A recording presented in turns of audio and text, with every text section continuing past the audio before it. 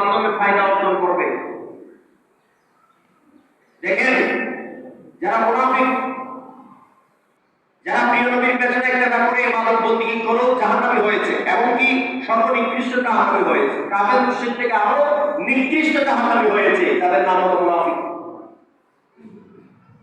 তারা সবকিছুই করে, শেষ পর্যন্ত হৃদয় থেকে ঈমানদার না হওয়ার কারণে, তাদের হৃদয়ে ঈমান না থাকার কারণে তথা আল্লাহ এবং তার রাসূলের প্রেম হৃদয়ে না থাকার কারণে মৌখিক উচ্চারণ ছিল আমরা আল্লাহকে ভালোবাসি, আমরা তৌহিদি জনতা, আমরা তৌহিদি বিশ্বাসী, আমরা আল্লাহকে চাই, আমরা আল্লাহর ইবাদত করি, আমরা আল্লাহর জিকির করি, এই যে সরকার এটাই বলা।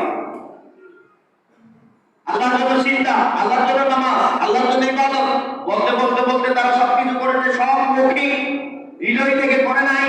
তাই আল্লাহ তাদেরকে মুনাফিক সাব্যস্ত করেছেন। দাড়ি থাকলো, টুপি থাকলো, জুব্বা থাকলো, পাগড়ি থাকলো, ইবাদত থাকলো, তেলাওয়াত থাকলো, নামাজ কালাম থাকলেও তাদেরকে মুনাফিক সাব্যস্ত করে দিয়েছেন। তাদের থেকে আমাদেরকে যারা আমরা আল্লাহ এবং তার রাসূলের প্রেমে এবং আল্লাহ এবং তার রাসূলের জন্য আমরা জীবন উৎসর্গ করতে রাজি, আমাদেরকে সতর্ক করে দিয়েছেন, তোমরা এইসব মুনাফিক থেকে সাবধান হয়ে যাও, এইসব মুনাফিক থেকে তোমরা কি হয়ে যাও, সাবধান হয়ে যাও। দেখেন কত ক্ষতিকর মুনাফিক। প্রিয় নবীর সাথে যুদ্ধ যাচ্ছেন, উহুদের যুদ্ধে 1000 কাফেলা সৈন্য, 1000